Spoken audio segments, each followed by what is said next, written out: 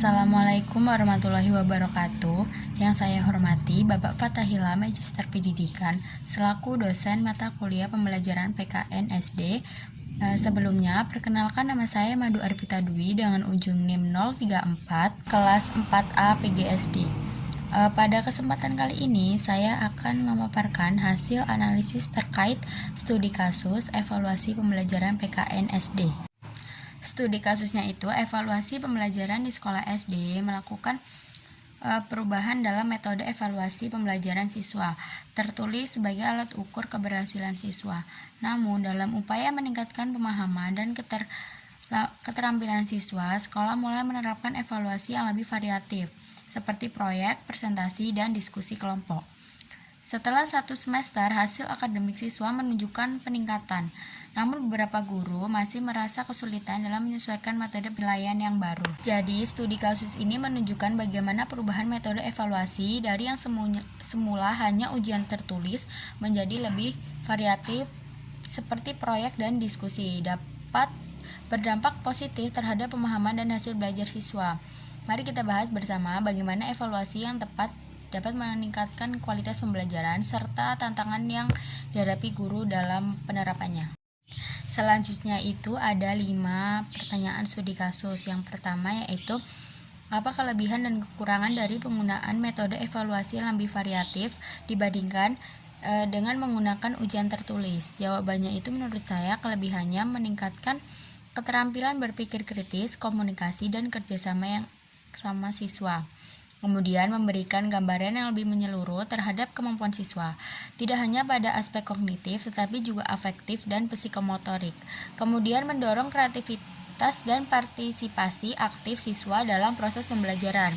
Dan yang terakhir itu lebih relevan dengan situasi dunia nyata, terutama dalam proyek dan presentasi. Kemudian kekurangannya itu yang pertama memerlukan waktu yang lebih lama dalam perencanaan dan pelaksanaannya.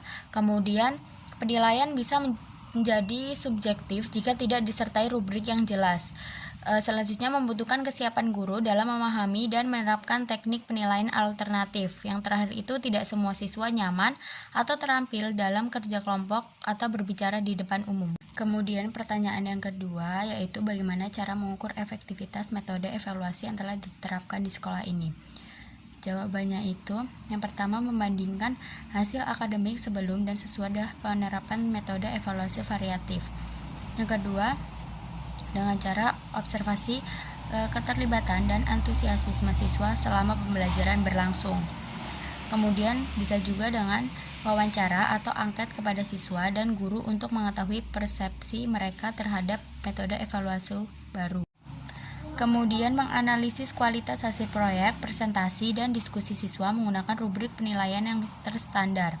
Yang terakhir itu, kehadiran dan partisipasi siswa dalam kegiatan belajar dapat menjadi indikator tambahan. Pertanyaan yang ketiga itu, apa tantangan yang mungkin dihadapi oleh siswa dan guru dalam menerapkan evaluasi berbasis proyek dan diskusi? Jawabannya itu, tantangan bagi siswa yang pertama, kesulitan bekerja sama dalam kelompok jika kurang komunikasi atau dominasi anggota tertentu. Yang kedua itu tidak semua siswa memiliki kepercayaan diri untuk berbicara atau presentasi di depan kelas.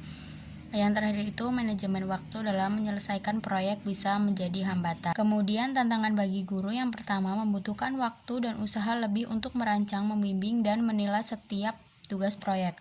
Kemudian menyusun rubrik penilaian yang adil dan objektif dapat menjadi tantangan tersendiri. Yang terakhir itu mengelola kelas agar semua siswa terlibat secara aktif dan tidak hanya tergantung pada 1 atau 2 orang dalam kelompok. Pertanyaan yang keempat itu bagaimana peran evaluasi dalam meningkatkan kualitas pembelajaran dan pemahaman siswa? Jawabannya itu evaluasi berperan sebagai alat untuk mengukur sejauh mana siswa memahami materi sekaligus menjadi dasar bagi guru dalam memperbaiki strategi pembelajaran. Dengan metode evaluasi yang variatif seperti proyek dan diskusi, siswa dapat menunjukkan pemahaman mereka secara lebih mendalam dan kreatif.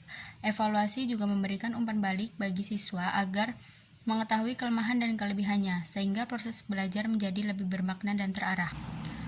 Pertanyaan yang terakhir yaitu, jika Anda adalah seorang pendidik, strategi apa yang akan Anda terapkan untuk memastikan evaluasi belajar berjalan optimal tanpa membebani siswa?